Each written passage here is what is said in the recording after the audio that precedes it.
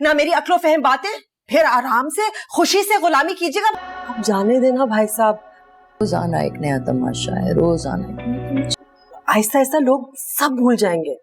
मौत दे दे भाई मुझे तो, मेरी औलादों ने तो पागल करके रख दिया मुझे। तरक वफा ड्रामे के आने वाले एपिसोड में आप लोग देखेंगे। अब दोस्तों, अनिला की जिंदगी बर्बाद होने से कोई भी नहीं रोक सकता, क्योंकि जो सरंजाम उसने अपनी जिंदगी में दिए हैं लोगों की जिंदगियों को बर्बाद करके, और यहाँ पर भी अनिला के सभी लोग खिलाफ हो गए हैं, क्योंकि अनिला ने इस कदर सबका इस्तेमाल किया है। सबको इस्तेमाल करने के बाद ऐसे उनको फेंक दिया जैसे दूध में से मक्खी को निकाल कर फेंक देते हैं। अनिला की धोखेबाजी और मक्कारियां अब ज्यादा देर तक नहीं चल सकती, क्योंकि अब उसकी हकीकत सबके सामने, सप्तेन के सामने भी आ गई है। इस कदर सप्तेन की जिंदगी भी खराब चल रही है, लेकिन सप्तेन जिसको ये मालूम नहीं कि आस्तीन का सांप उसके घर में मौजूद है। लेकिन अनिला अभी भी अपनी होशियारी करना बंद नहीं कर रही, और अब सप्तेन के सामने उसके सारे सबूत आ चुके हैं कि अनिला ने सप्तेन की पीठ के पीछे क्या गुल खिलाए हैं। जिस भाई का अपनी बहन पर इतना मान था, सप्तेन ने सोचा कि अनिला आपी ने कभी शादी नहीं की और अनिला आपी ने हमारी वजह से बहुत कुर्बानियां दी हैं, लेकिन अनिला ने कभी भी किसी के लिए कोई भी कुर्बानी नहीं दी। हमेशा बस लोगों का इस्तेमाल करना चाहा और उनकी जिंदगियों से खेलना चाहा। अनिला कभी भी किसी के साथ मुखलिस नहीं हुई, लेकिन अब जब उसी की बहनें उसके राज खोल रही हैं सप्तेन के सामने, तो अभी भी अनिला खुद को बचाने की बहुत कोशिश कर रही है